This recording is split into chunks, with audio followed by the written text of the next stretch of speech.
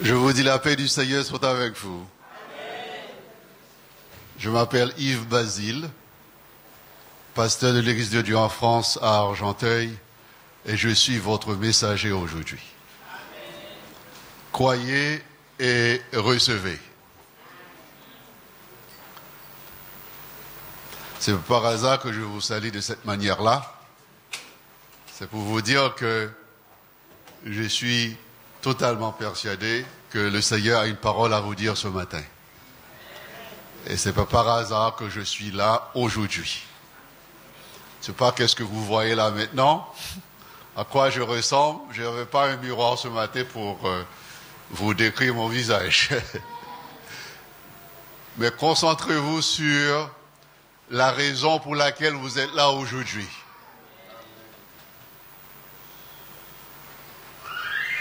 Dites-vous que le Seigneur a toujours quelque chose pour moi. Amen. Dites-vous que le Seigneur a toujours quelque chose pour moi. Là, il ne faut pas que je manque l'occasion aujourd'hui. Je veux ma bénédiction. Il me le faut, ma bénédiction.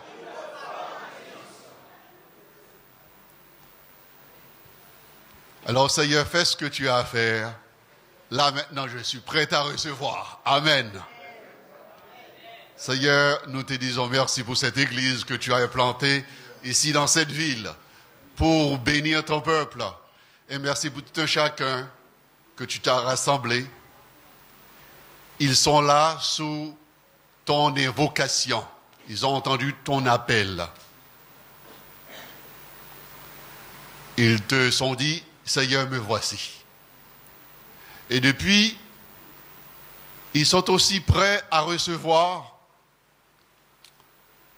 tout ce dont l'ennemi leur a dépouillé, enlevé. Ils sont ici pour être membres d'une église de restauration.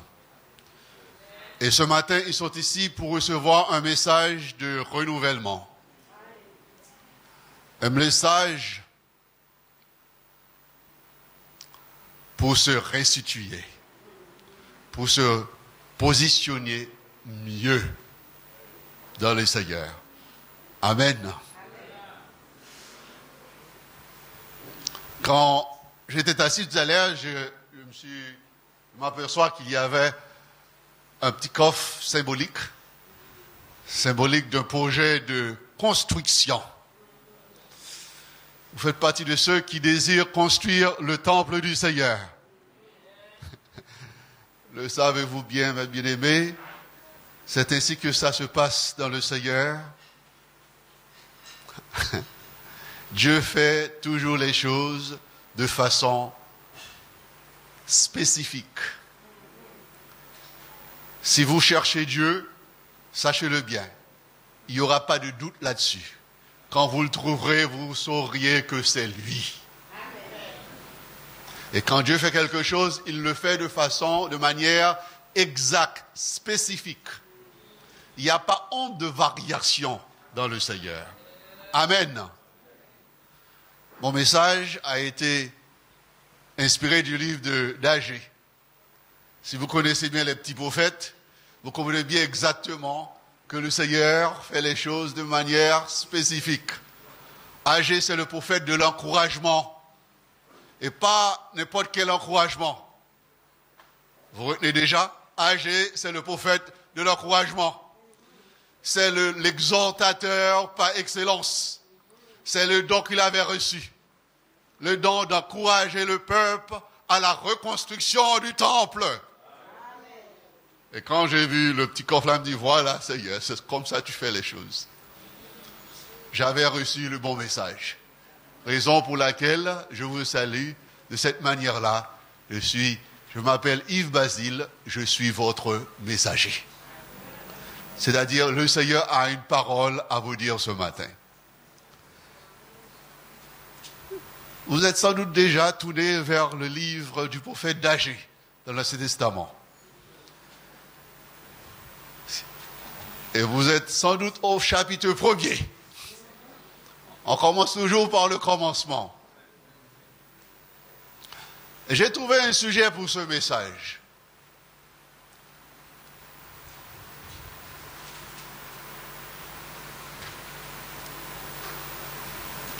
Prenez votre stylo. Ce message dit que Dieu veut de vous du rendement. Vous l'avez déjà écrit? Pas encore. J'ai trouvé un sujet pour ce message. Ce message, il dit que Dieu veut de vous du rendement. Bon, plus personnellement, Dieu veut de toi du rendement. Le mot rendement évoque un concept. C'est le concept de l'investissement. Quand on fait un commerce, on va à la banque emprunter de l'argent. On vous demande un plan, business plan. Il faut que l'on sache où est-ce que tu vas aller, qu'est-ce que vous comptez réaliser. Et quel est votre plan d'action, comment vous comptez aboutir. Le banquier cherche à se rassurer. Est-ce qu'il va pouvoir vous accompagner dans votre projet ou pas? Et il estime, il évalue le risque. Est-ce que c'est un projet qui risque trop la défaite? Ou que c'est un projet qui semble pouvoir réussir au profit? Et à ce moment, la banque décide de partager cette aventure avec vous et vous propose un accompagnement financier. Et là, la banque s'attend à du rendement. Et tous les mois, on va s'attendre à ce que vous remboursez votre prêt avec intérêt. Et quand il n'y a pas de remboursement après un certain nombre d'échéances, 1 mois, 2, 3 mois, la banque vous rappelle, monsieur, il faut respecter vos engagements. Et sinon, on risque de vous lancer dans une autre procédure, une autre démarche, celle de récupérer, reposséder, se rapproprier de ce qu'appartient à la banque. Le rendement, c'est une affaire sérieuse. On ne joue pas avec ça. C'est tout l'objectif du système bancaire. C'est le bénéfice du rendement. 50, 60, 70, 80, 100, 150, 200, autant que possible, mais du rendement. Et le Seigneur a choisi d'utiliser ce principe-là, ce langage, pour faire comprendre aux enfants d'Israël ce que je cherche de vous, ce que je veux de vous, c'est du rendement. Et pas n'importe lequel. Parce que quand moi, j'investis dans un champ de bananier, ce qu'il me faut, c'est de la banane. Quand j'investis dans un champ de cocotiers, ce qu'il me faut, c'est des noix de coco, du jus de coco. Je sais ce que je veux et je ne veux rien d'autre que ce que je veux, ce pour laquelle j'ai choisi de partager le risque avec vous. Parce que dans cette aventure, dans ce parcours, il y a du danger, il y a le risque de ne pas réussir. Dieu veut exactement que vous sachiez, il y a le risque de ne pas réussir. Et Dieu fait en sorte toujours que le peuple, son peuple, ceux avec qui il a affaire, soient des gens avisés. Dès le début, Dieu va vous dire ce qu'il attend de vous. Donc je vous dis ce matin, ce message, c'est un rappel. Parce que vous avez été déjà indiqué. Et vous avez été déjà bien expliqué ce dont Dieu attend de vous. Je suis sûr que le pasteur Cox a bien fait son travail. l'équipe de louange, la sœur, là, à travers tout cela, Dieu fait son travail. Et voilà encore aujourd'hui, il vous dit, allons-y, il me faut du rendement. Donc je vais vous faire lire le texte du prophète Agé, le chapitre 1er, quelques versets, on va dire jusqu'au verset 11, et on va mettre en parallèle avec ce premier chapitre. Ce premier chapitre trouve sa suite dans le second, à partir du verset 11 jusqu'au verset 18. Donc allez-y avec moi. La deuxième année du règne de Darius, le premier jour du 6e mois, la parole de l'Éternel fut adressée par l'intermédiaire du prophète Agé au gouverneur de Juda, Zorobabel, fils de Shiltiel, et au grand prêtre Josieu, fils de Jotsadak. Serait-il possible de diminuer un petit peu le vent? Merci. Voici ce que dit l'Éternel, le Maître de l'univers. Ce peuple prétend, il n'est pas encore venu le moment de reconstruire la maison de l'Éternel. Quelqu'un disent Amen. Voilà, vous allez dire Amen avec sous un ton. Comme soudainement vous avez capté. Amen. Amen. On reprend. J'ai oublié mes lunettes, c'est une de mes sœurs-là qui m'ont passé. Voici ce que dit l'Éternel, le Maître de l'univers. Ce peuple prétend, il n'est pas encore venu le moment de reconstruire la maison de l'Éternel. Amen. Et pourtant, la parole de l'Éternel leur était déjà adressée par l'intermédiaire du prophète Agé. Est-ce le moment pour vous d'habiter vos maisons lambrisées quand ce temple est détruit? Voici ce que dit l'Éternel. Voici ce que dit maintenant l'Éternel, le Maître de l'univers. Réfléchissez attentivement à votre conduite. Vous semez beaucoup et vous récoltez peu. Vous mangez et vous n'êtes pas rassasiés. Vous buvez et vous n'êtes pas désaltérés. Vous êtes habillés et vous n'avez pas chaud. Le salaire de celui qui travaille tombe dans un sac percé. Voici ce que dit l'Éternel, le Maître de l'univers. Encore, réfléchissez attentivement à votre conduite. Emphase, soulignez cette phrase. Réfléchissez attentivement à votre conduite. La phrase a été déjà bien citée au verset 25, au verset 5. Réfléchissez attentivement à votre conduite. Là, il réitère. Réfléchissez attentivement à votre conduite. Montez sur la montagne. Apportez du bois. Construisez le temple. J'en aurai de la joie. Et je serai honoré, dit l'Éternel.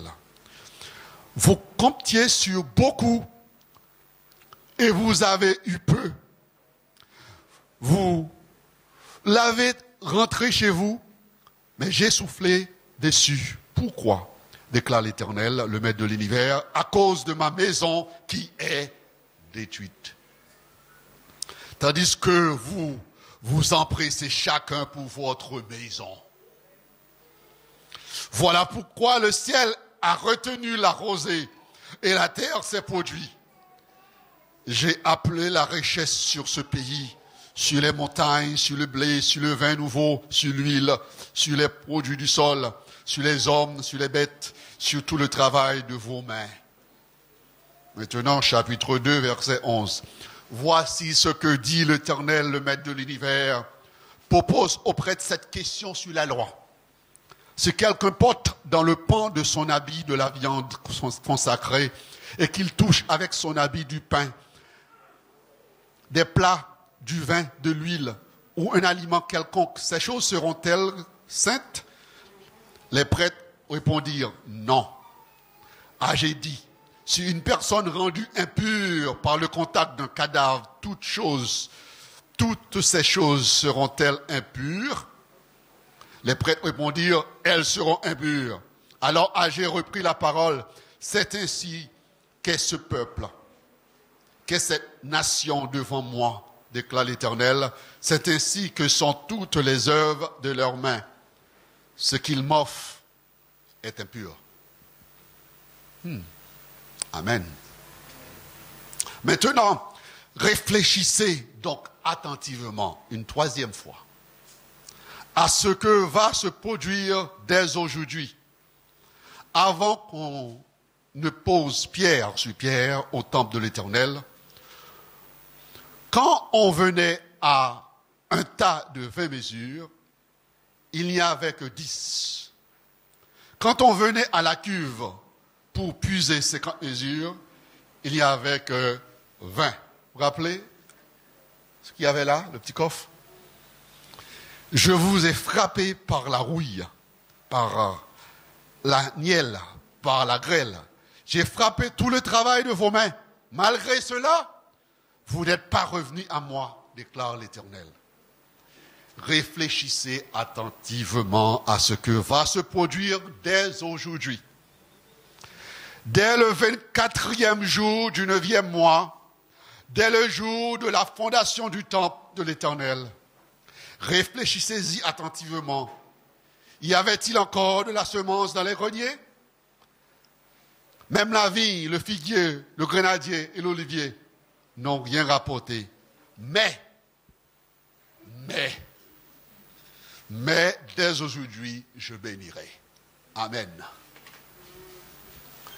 Je ne sais pas combien de fois vous avez déjà eu l'occasion de lire le livre du prophète Agé. Si c'est votre toute première.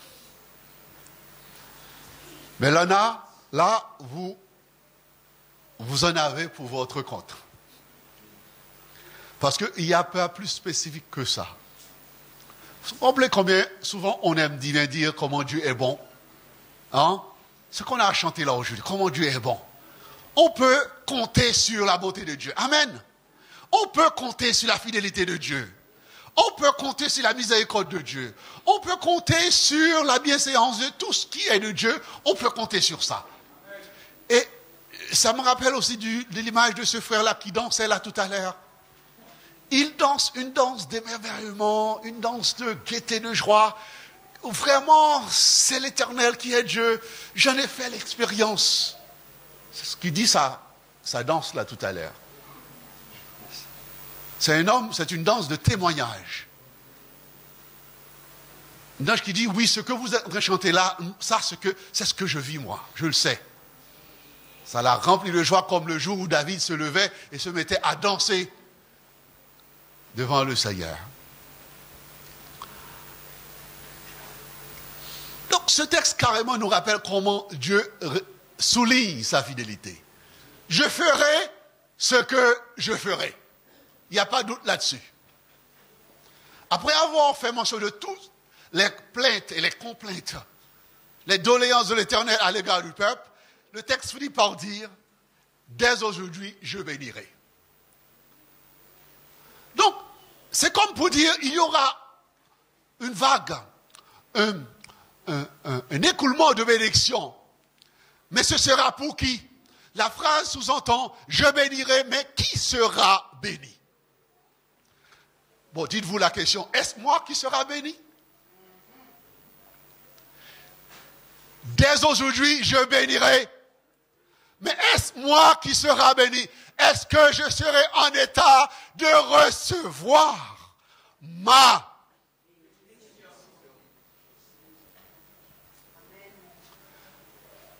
Et le prophète a eu le soin d'expliquer que sont ces choses-là qui peuvent poser obstacle à cette bénédiction que l'Éternel va envoyer. Est-ce que moi, je ne serai pas suffisamment attentif pour savoir comment maintenant adapter ma conduite pour que je sois en mesure de recevoir ma... Sans adaptation de conduite, il n'y aura pas de bénédiction. Vous aurez sans doute des choses. De l'huile, du blé. Vous vous rappelez du texte, là, tout à l'heure? Ça fait 2 secondes, hein? Vous auriez pas mal de choses. Mais à quoi ça rimera? Parce que vous allez semer pour 100, vous n'auriez que 50. Parce que si ce n'est pas l'Éternel qui bénit, il n'y a pas, vous allez avoir un beau diplôme, un bon poste, un emploi sûr. Vous allez même commencer à construire une maison, fonder un foyer, faire de belles choses. Mais si ce n'est pas l'Éternel qui bénit, on n'est pas réellement. L'Éternel dit, moi, je... Rassurez-vous d'un fait ce matin, que ce soit l'Éternel qui vous bénisse. Parce qu'il y a la rouille et la teigne des circonstances catastrophiques de la vie qui sont toujours là. Elles guettent l'occasion de vous enlever ce dont vous cherchez, vous désirez, que Dieu seul peut donner. Le prophète Agé décrit la situation de façon exacte. Sachez-le bien aussi dans ce message ce matin, ce message quelque part s'adresse à votre parcours spirituel. Amen. Je suis content d'être dans une église où je peux prendre mon temps pour apporter cette parole. Ce message s'adresse à votre parcours spirituel. Vous avez entendu la voix, pas vrai? Vous avez entendu l'invocation, la vocation de l'Éternel. Vous êtes là. Vous êtes en train maintenant de construire cette église que vous êtes en train de construire. Certains d'entre vous pensent que l'église que vous êtes en train de construire, c'est ce lieu-là. Parce que le pasteur, c'est ça, on a un projet de construction, c'est ça? Oui, c'est ce bâtiment-là. Oui, c'est symbolique, ce bâtiment-là. Parce que la dévotion avec laquelle vous allez construire cette maison reflètera quelque chose de plus profond. C'est le temple que vous êtes. Vraiment. Le temple que vous allez construire de pierre, c'est une réflexion du temple que vous êtes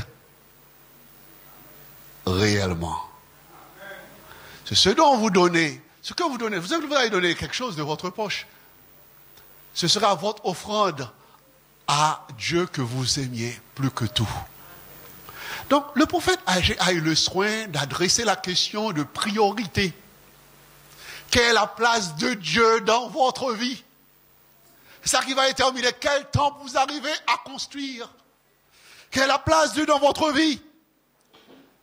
Et si je dis que ce message s'adresse à votre parcours spirituel, c'est parce que pour les enfants d'Israël, il a été question de parcours. Depuis Abraham, passant par Jacob, Isaac et tout cela. Et finalement, en arrivant en Égypte, ils sont devenus tellement nombreux qu'on les avait sujettis à l'esclavage. L'ennemi n'est jamais trop loin. Et ensuite, l'Éternel dit, mon peuple ne peut pas rester dans l'esclavage.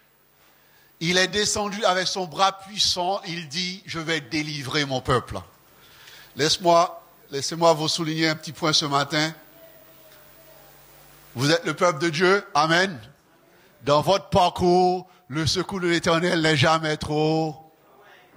Chaque fois que vous trouvez entravé, l'ennemi vous a entraîné dans votre désobéissance, dans votre un petit peu penchant de cœur. Vous trouvez entraîné dans le camp de l'ennemi, dites-vous, le secours de l'Éternel n'est jamais trop pour qu'il invoque au jour de la détresse. L'Éternel est descendu, son bras puissant, il a délivré son peuple. Donc, il y a eu ce parcours, traversé, sorti de l'Égypte, l'Exode, traversé le désert, où ils ont fait l'expérience de la providence de l'Éternel et de sa présence, son accompagnement. L'Éternel a pourvu de l'eau, de la nourriture, et ensuite il a pourvu la victoire contre les peuples d'alentour qui s'attaquaient à eux. Et à un moment venu, ils commencent à s'épuiser parce que le trajet était long. L'Éternel a dit à Josué, lève-toi parce que c'est le moment d'entrer à la conquête de la terre promise. Parce que ce que l'Éternel dit, il le fait toujours. Moi, l'Éternel, je bénirai. Mais on nous dit pendant ce parcours, il y avait ceux qui ont laissé leur peau dans le désert, qui n'ont pas eu l'occasion d'entrer en Canaan parce que leur conduite n'était pas adaptée. Mais l'Éternel dit, moi je bénirai. Il y avait eu conquête de Canaan, mais il y avait ceux qui n'ont pas été en Canaan. Ils sont restés dans le désert, on le dit bien, à cause de leur rébellion. Parce que c'est pas une fois ou deux fois l'Éternel va vous dire, va vous reprendre. C'est plusieurs fois. Mais à force de refuser de l'écouter et de l'obéir, vous finirez par subir le sort réservé aux adversaires. Pas aux bénédictions réservées aux enfants obéissants. Les rebelles ont leur sort.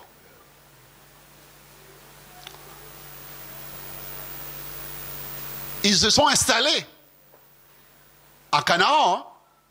C'est l'Éternel dit, je bénirai. Ils se sont installés.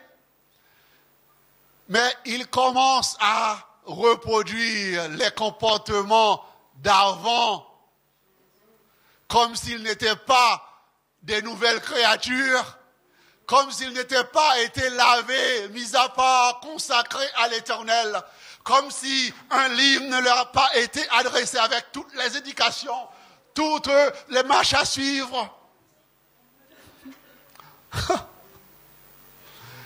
Ils ont fait selon leur tête. Ils se sont décomposés et finalement, ils ont subi le sort de l'adversaire.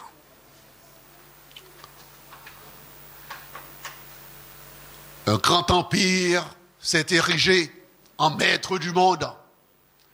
L'empire assyrien. Ils sont venus, ils ont emporté les 10 premières tribus d'Israël.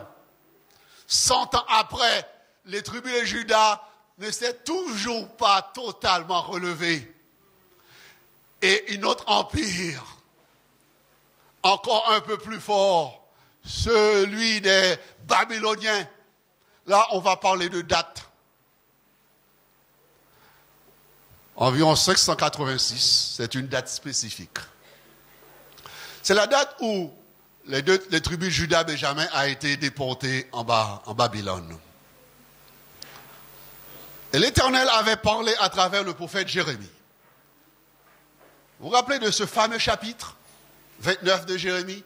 Qui ne connaît pas le fameux chapitre 29 de Jérémie? Il y a un chrétien qui ne connaît pas le fameux chapitre 29 de Jérémie? Non, je ne pense pas. Non, depuis le temps que vous êtes convertis quand même. On ne veut pas ne pas savoir le chapitre 29 de Jérémie. Non, je ne crois pas. Non, il y a quelqu'un là qui ne connaît pas le chapitre 29 de Jérémie? Il faut là déjà que je trouve le chapitre 29 de Jérémie. Ézéchiel, Daniel. Ce fameux chapitre, je connais le projet que j'ai formé sur vous. Ah, c'est ce que je me disais quand même. Vous ne pouvez pas connaître ce verset-là. Oh, il faut un projet de paix, de malheur, non de malheur, mais pour vous donner un avenir. Ah, voilà. Mais vous comprenez dans quel contexte ce texte a été donné.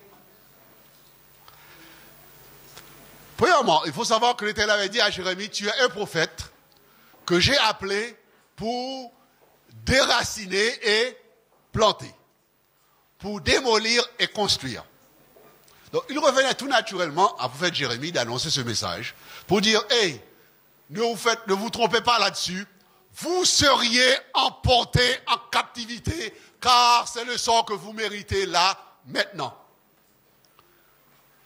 Il faut savoir que l'Éternel châtie toujours l'enfant qu'il... C'est pour ça l'apôtre Jacques dit, supportez patiemment le châtiment, l'épreuve. Parce que qui est le père qui ne châtie pas l'enfant qu'il aime? Donc, cette histoire de captivité en Babylone rentre en ligne de compte avec ce concept de châtiment de la part du Père qui aime. C'est un jugement que l'Éternel va prononcer contre ce peuple comme une façon de dire, je vous aime, je ne veux pas vous laisser comme ça. Vous avez déjà eu votre enfant à la maison, il commence à faire des bêtises, vous savez à quoi cela va l'entraîner? Ça c'est prison demain, qu'est-ce que vous faites aujourd'hui? Quand c'est prison demain, qu'est-ce que vous faites aujourd'hui? Vous les bons parents là. Quand c'est prison demain, qu'est-ce que vous faites aujourd'hui? Vous dites là, je vais vous enlever ce comportement. Coup de fouet. Si vous êtes de ma tradition haïtienne, vous avez une grand-mère comme la mienne, vous savez exactement de quoi il s'agit là. Ma grand-mère n'a jamais laissé une désobéissance impunie. Et il m'a toujours dit, c'est parce que je t'aime mon fils. C'est l'expression de mon amour. Parce que je laisse ça risque de vous entraîner à des choses, non seulement qui va te faire pleurer, mais me fera moi-même plus amèrement pleurer parce que je t'aime. Il y a mon fils qui m'appelle, je l'entends un jour chanter, Papa, roi des fessés, Papa, roi des fessés. Je dis, non, il n'a pas dit ça. Papa, de quoi tu chantes là? Papa, ouais. Je dis, bon, tu comprends ce que ça veut dire? Je suis le père qui châtie. Donc, la déportation en Babylone, ça a été un signe du jugement de l'Éternel, comme une façon pour dire au peuple d'Israël, je vous aime et je vous ai toujours aimé. C'est pourquoi je m'occupe de vous. Je vais faire le nécessaire. Mais sachez-le bien, le prophète Jérémie a dit, 70 ans seront accomplis et je vous ramènerai. Bon, je vais vous lire le texte, hein, parce que là, il faut qu'on lise bien le texte. Hein. Vous laissez dire ce qu'il dit. Verset 8. En effet, voici ce que dit l'Éternel, le Maître de l'univers, le Dieu d'Israël. Ne vous laissez pas tromper par vos prophètes, ceux qui vivent parmi vous, ni par vos devins, et faites attention aux rêves que vous faites. En effet, ce sont des mensonges qu'ils vous prophétisent, comme si cela venait de moi. Je ne les ai pas envoyés, déclare l'Éternel. En revanche, voici ce que dit l'Éternel. Dès 70 ans, dès que 70 ans seront passés pour Babylone, j'interviendrai en votre faveur. J'accomplirai ce que je vous ai promis en vous ramenant ici. En effet, moi, je connais les projets. Vous êtes là ce matin? Je connais les projets que j'ai formés, que je forme pour vous, déclare l'Éternel. Projet de paix, non de malheur, afin que vous donniez un avenir de l'espérance. Là, c'est un verset qu'ils ont dit accroché au cou. Toute la période de la déportation, la période d'humiliation, la période d'ignominie et d'opprobre, la période de honte. Ça fait partie du parcours des enfants d'Israël. Ils vont être emportés, humiliés, réduits à néant. Mais elle dit, je vous ramène. J'accomplirai. Alors, vous m'appellerez et vous pâtirez. Vous me prierez, je vous exaucerai. Vous me chercherez et vous me trouverez parce que vous me chercherez de tout votre cœur. Je me laisserai trouver par vous, déclare l'Éternel. Je ramènerai vos déportés. Je vous rassemblerai de toutes les nations, de tous les endroits. Je vous ai chassés comme que je vous ai chassés, déclare l'Éternel. Je vous ferai revenir à l'endroit d'où je vous ai fait partie en exil. Alors cette parole-là était comme un collier pour les enfants d'Israël pendant la période. Maintenant, le temps est revenu. On est maintenant en 538, comme je vous ai dit, je vous signale les dates. Esdras va être le leader du retour à la terre promise. Les 70 ans s'accomplissent. Et Esdras a été l'élément pour canaliser et réaliser tout cela. On est en 538 maintenant. 586, 538. Les périodes, des jours ont écoulé. Des années ont écoulé. Mais le moment est venu. Parce que l'Éternel tient toujours à sa parole. Les enfants d'Israël ont quelque part un peu oublié. Mais il y en a ceux qui sont rappelés, et l'on dit dans le texte d'Agé, ceux qui ont reçu le réveil de leur esprit se sont mobilisés pour retourner à Jérusalem. J'espère pour vous ce matin, vous faites partie de ceux qui ont reçu le réveil de votre esprit. Pour vous dire, le temps est accompli, c'est le temps de la restauration du peuple de Dieu. Et en rentrant, en arrivant, ils ont posé un bon geste. Là, ils ont retrouvé leur foi. Parce que l'Éternel avait dit qu'il allait faire, il est en train de faire. Ils ont retrouvé leur joie. Et le texte de Esdras et d'Agé nous dit que dès leur arrivée, ils se mettent en tête, il faut rétablir l'autel. Amen. Il faut rétablir l'autel, le lieu d'adoration. Parce que l'Éternel habite le lieu d'adoration. Ils ont rétabli l'autel.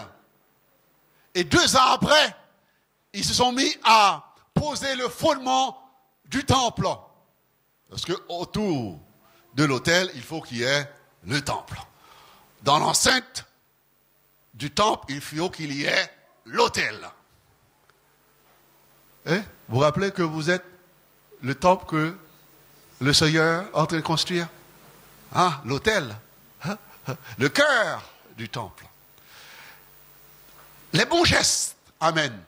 Et dès que vous commencez à poser les bons gestes qui vont vous affermir, consolider, solidifier pour être dans de bonnes conduites, c'est-à-dire en mesure de recevoir toutes les bénédictions de l'Éternel, il va y avoir la force de l'opposition.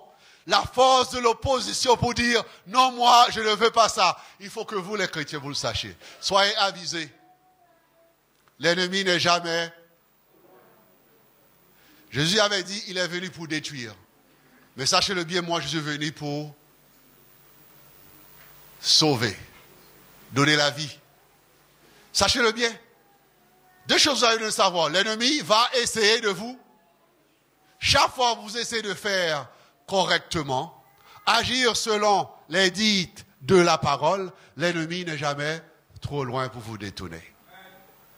Ils ont rétabli l'autel, posé le fondement du temple, et soudainement, on voit l'adversaire, la force de l'opposition. Là, on est dans Esdras chapitre 4. Le chapitre 1er jusqu'au chapitre 3, c'est le grand réveil.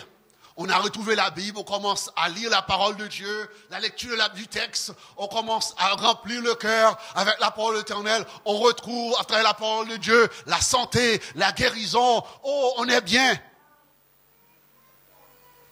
Les miracles commencent à se produire, les fondements du temple imposés, et l'adversaire qui arrive. Et quand il arrive au chapitre 4, on dit il arrive avec ses tactiques. Il essaie de s'infiltrer en douceur. Je suis votre ami. Mais est-ce que l'Éternel avait vraiment dit? Peut-être vous exagérez quand même. Peut-être vous êtes allé trop loin dans votre interprétation du texte. Non, l'Éternel ne veut pas tout ça. Peut-être ce n'est pas 10% de votre dîme. Peut-être c'est 9,5%. Je rigole. Parce que quand on parle de l'argent à l'église, ça fait rigoler tout le temps. L'ennemi trouve toujours une façon d'essayer de diluer un petit peu la parole de Dieu. Aménagez vos efforts quand même. Mais l'Éternel dit, je suis un Dieu strict, radical. Ce que je dis, il ne faut pas enlever ni un petit virgule, ni un petit point. Essayez constamment à vous soumettre sous l'autorité de ma parole. Que votre interprétation soit fausse ou pas, dites-vous, c'est ce que je comprends maintenant, c'est ce que je vais pratiquer. Jusqu'à ce que le Saint-Esprit me révèle autrement. Mais soumettez-vous à l'autorité de cette parole. Et le réveil qui s'est déclenché, l'ennemi comprend aussi, ça va donner de l'éclairation au peuple, de l'avancement, du fougue. Il s'immisce. Et quand il voit que ça n'a pas marché, maintenant il montre son vrai visage. Il s'immisce. Il s'insère dedans avec souplesse. Quand ça n'a pas marché, il se dit, puisque vous ne me voyez pas en moi un ennemi, je vais vous montrer que je suis vraiment un adversaire. Vous savez ce qu'ils ont fait? Maintenant, ils vont profiter, ils vont mettre à profit la faiblesse des enfants d'Israël, leur penchant, leur défaillance. Ils savaient que les enfants d'Israël avaient toujours un problème. C'est la raison pour laquelle, c'est ce qui explique tous ces entraves dans leur parcours. Parfois ça va, parfois ça va pas. Amen. Tous ces entraves dans leur parcours, parfois ça va, parfois ça va pas. Ça traîne. Ça a du mal à prendre son allure, ça a du mal à progresser. Un coup bon, un coup pas bon. Ça vient ce qu'est le problème des enfants d'Israël. Il dit là maintenant, c'est ce que je vais faire. Ils ont décidé de monter un dossier contre les enfants d'Israël. C'est comme monter un dossier d'accusation et ils vont vous présenter des chefs d'accusation devant le juge. Les enfants d'Israël vont être convoqués devant le tribunal pour donner compte. Parce que depuis ce temps-là, ils ne font que profiter de la grâce de Dieu, de la bonté du Seigneur, du bâton du Seigneur, le pardon de Dieu, la bonté de Dieu qui se renouvelle tous les jours. Dieu pardonne encore et encore. Encore et encore. Il fait grâce encore. Israël, l'ennemi se dit, je vais monter un dossier et faire valoir la justice de Dieu. Vous comprenez ça? Il va faire valoir la justice. Satan va faire valoir la justice de Dieu contre vous. Faites attention. Est-ce que vous avez bien capté cette phrase-là? Je m'arrête. Cette phrase n'est pas du tout ordinaire. Cette phrase est puissante. L'ennemi va monter un dossier contre vous pour faire valoir la justice de Dieu. Parce que ça fait longtemps, trop longtemps, qu'on joue, qu'on piétine la grâce de Dieu, qu'on prend à la légère la grâce de Dieu. Et c'est exactement ce que l'ennemi avait fait. C'est vrai que là, maintenant, vous commencez à vous réveiller, les choses se passent bien. L'ennemi dit non, c'est comme ça, c'est un peuple au cou raide. Un coup bon, un coup pas bon. Quand ça va, ça va. Et quand ça commence à avoir des difficultés, ils vont avoir recours à l'idolâtrie comme si Dieu n'était pas un Dieu bon en tout temps. Dès qu'il y a un petit accrochage, ils vont avoir trouvé la voie facile et déshonorer Dieu dans leur vie. C'était le comportement des enfants d'Israël.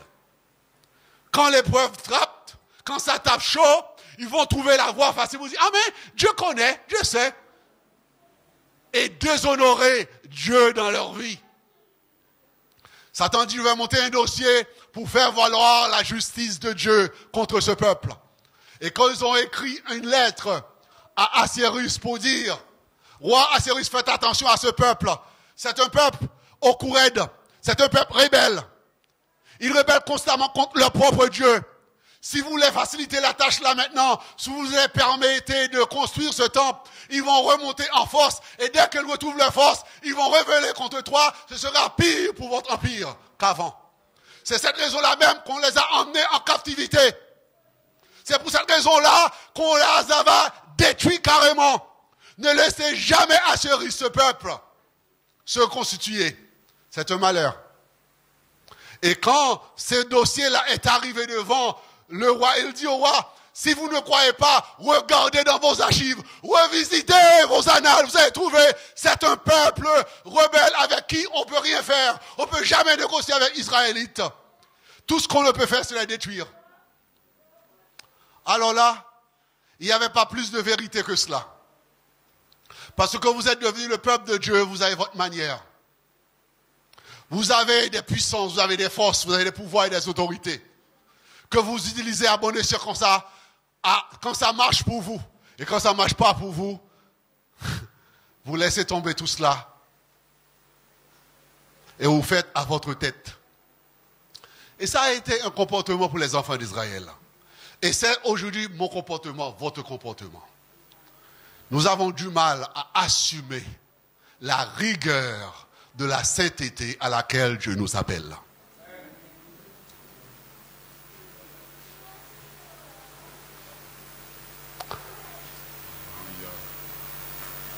Et quand le roi Assyrie a reçu cette lettre, il dit, bon, je comprends. Ils ont stoppé la reconstruction du temple.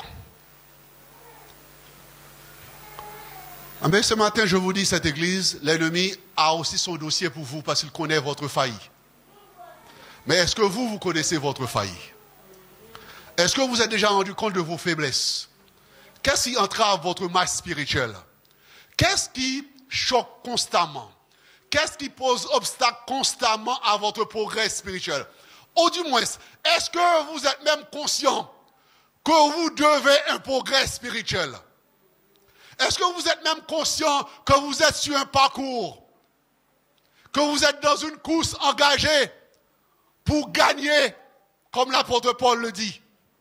Et est-ce que vous êtes conscient que vous êtes un édifice qui doit se construire, s'améliorer de plus en plus? Est-ce que vous êtes conscient que vous avez un objectif spirituel à atteindre? Est-ce que vous êtes conscient que vous êtes sauvé pour être sauvé totalement?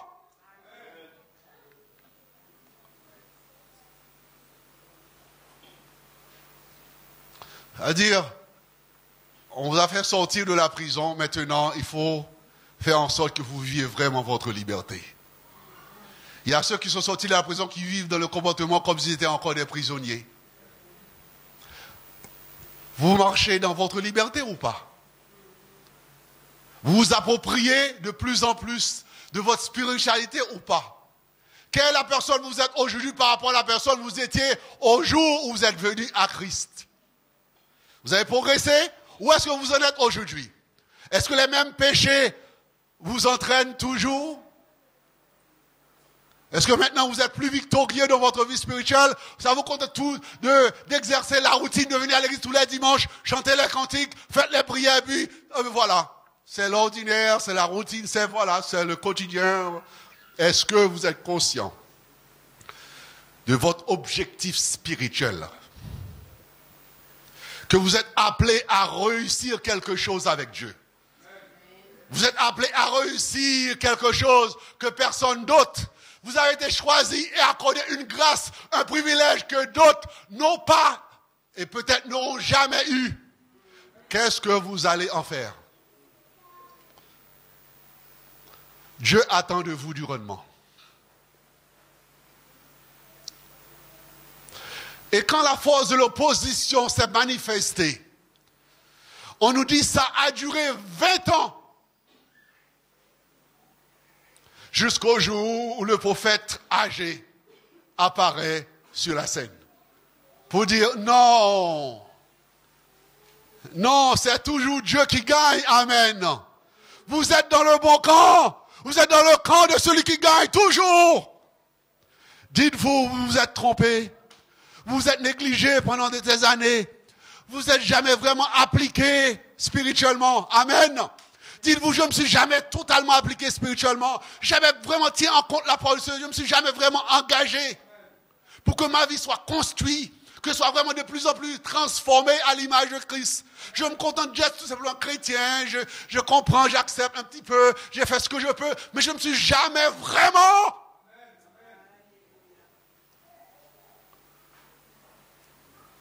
transformé. Dites-vous là maintenant le partager pour dire, voilà, vous êtes dans le camp de celui qui gagne. Alors là maintenant, c'est le moment de vous dire, l'ennemi m'a eu plusieurs fois. C'est-à-dire, comme on dit en créole, clopi-clopant. Ça va, un jour bon, un jour pas bon.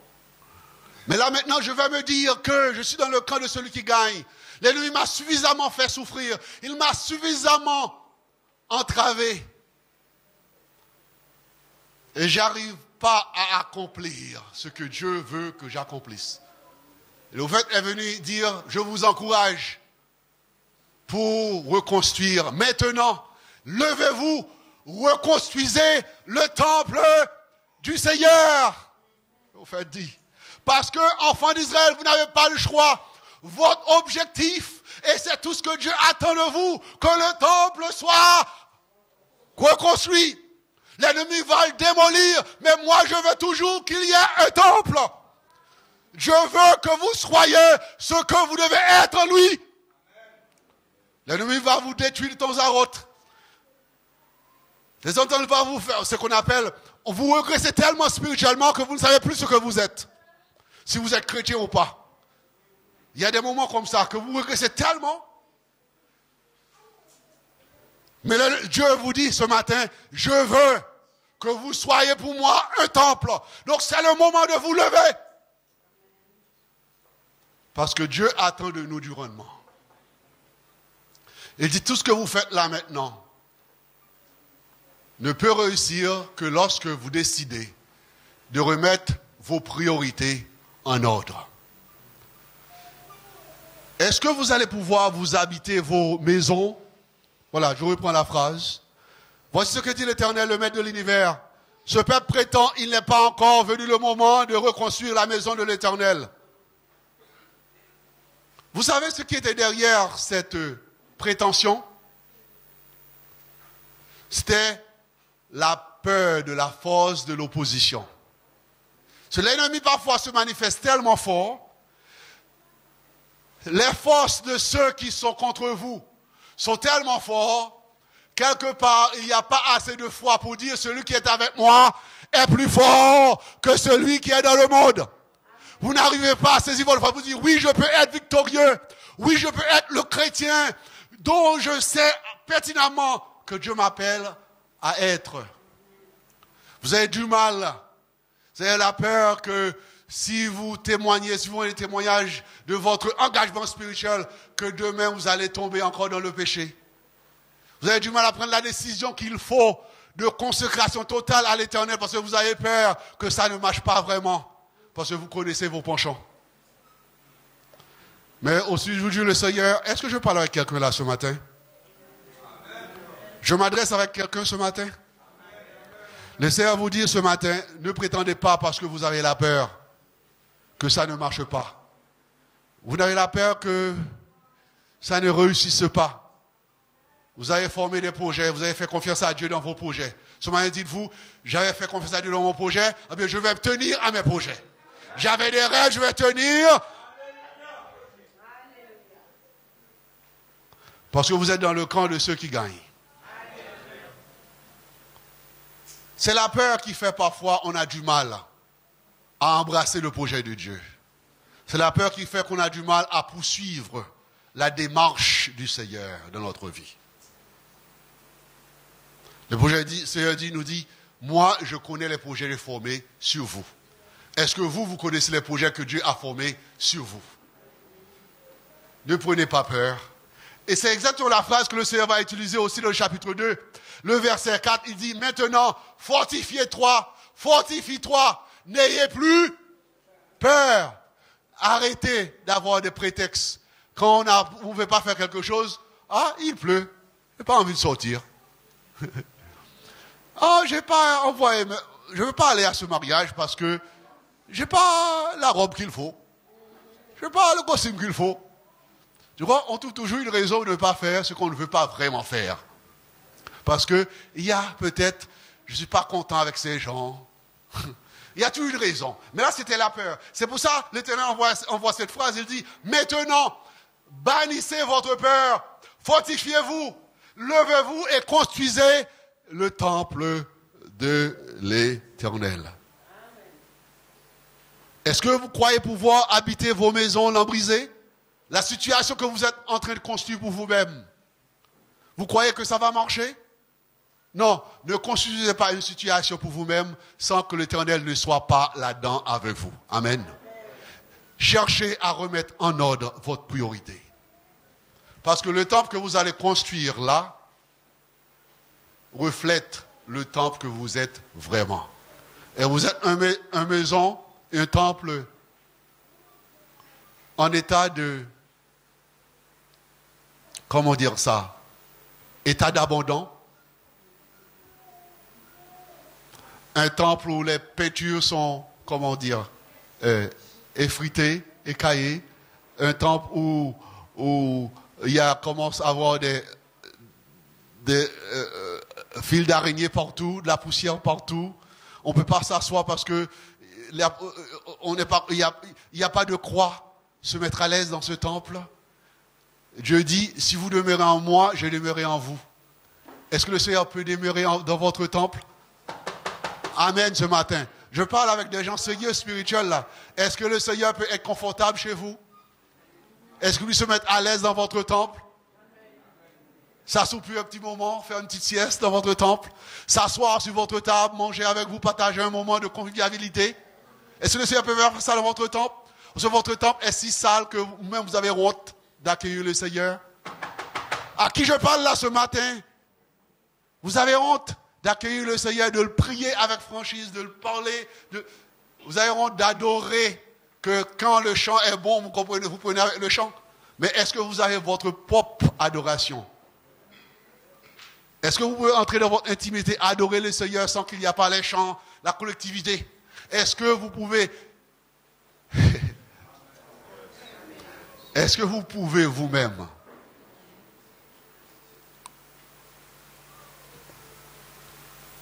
fièrement, dignement, vous approcher du trône de Dieu?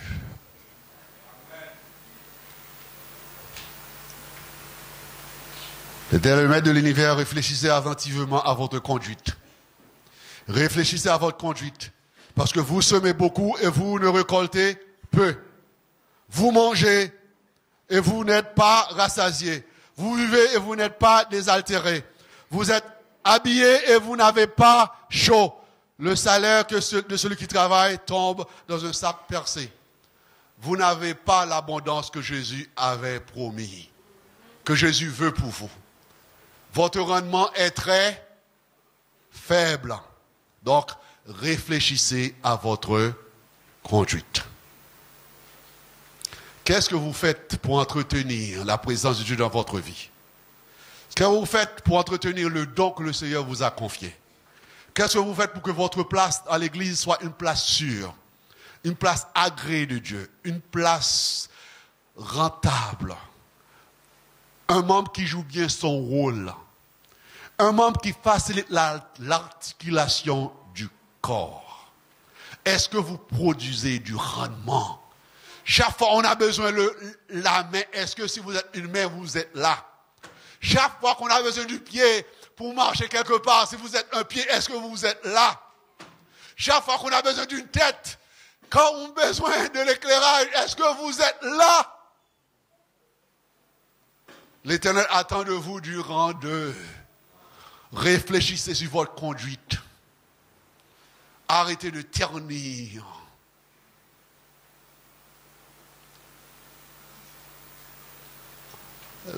Ce que vous êtes dans le Seigneur. Arrêtez de minimiser ce que vous êtes dans le Seigneur. Voici ce que dit l'Éternel, encore 2 fois. Réfléchissez à votre conduite. Montez sur la montagne. Ça veut dire, il faut trouver la force pour gravir, surmonter les obstacles. Apportez du bois, construisez le temple. L'Éternel attend de vous que vous fassiez ce qu'il faut, parce que vous avez en vous ce qu'il faut. Le terrain s'attend à ce que vous fassiez ce qu'il faut, vous avez en vous ce qu'il faut. Il dit apporter du bois, il dit pas aller chercher du bois, hein. Il dit apporter du bois, vous avez ce qu'il faut, vous avez les moyens nécessaires pour mener une vie spirituelle correcte, digne de votre chrétienté. Vous avez de quoi avoir un témoignage digne de votre Seigneur Jésus-Christ. Oui, tu es digne de régner dans notre cœur. C'est pas ça qu'on vous a chanté? Tu es le roi de gloire.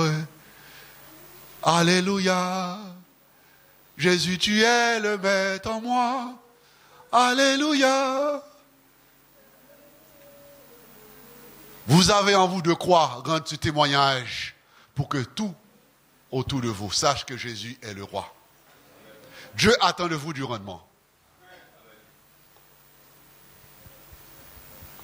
Parce que il est en train de vous dire ce matin, il ne suffit pas de placer pierre sur pierre pour construire le temple. Il suffit tout simplement de se rendre compte d'où on a été. Pourquoi on a été où on a été. Déporté en esclavage, c'était pourquoi? Notre rébellion, notre idolâtrie. D'où est-ce que nous en sommes aujourd'hui? Nous sommes revenus parce que nous avons accroché de notre cou la promesse de Dieu, parce que Dieu a été tout fidèle.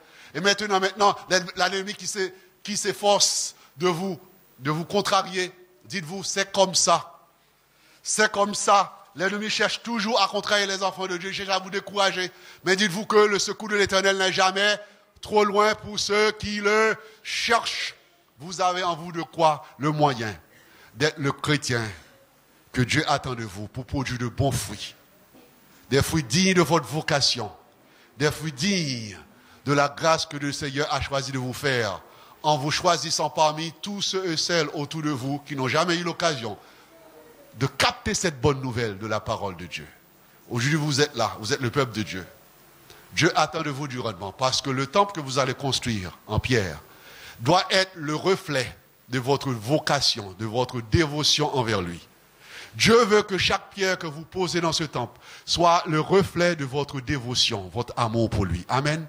N'allez pas venir donner de l'argent, tout simplement, pour vous satisfaire votre conscience. Dites-vous, j'ai besoin de donner de mon amour pour le Seigneur. Il faut que ce temple que vous allez construire soit le reflet de votre dévotion envers Dieu. Maintenant, la conduite que vous avez avec le Seigneur, les péchés que vous abandonnez, les mauvais comportements que vous abandonnez, la pureté que vous adaptez de plus en plus, le Saint-Esprit qui a plus de place dans votre vie. Amen. Les victoires que vous arrivez à remporter de plus en plus. Maintenant, il y a ça que je faisais qui n'était pas bon. Maintenant, je vois que j'arrive à le surmonter. J'ai toujours du mal, mais j'arrive à surmonter. Dieu veut de votre dévotion ce matin. Il veut que chaque pierre que vous allez poser dans ce temple soit un reflet de votre dévotion envers lui. Si on n'allait pas apporter de l'argent pour faire voir que vous donnez de l'argent, faites que ce temple qui va se construire, ce projet, soit l'occasion pour vous d'apporter des offrandes d'amour pour le Seigneur. Que ce temple soit un temple construit avec l'amour que vous avez pour le Seigneur. Qu'il vous bénisse. Amen.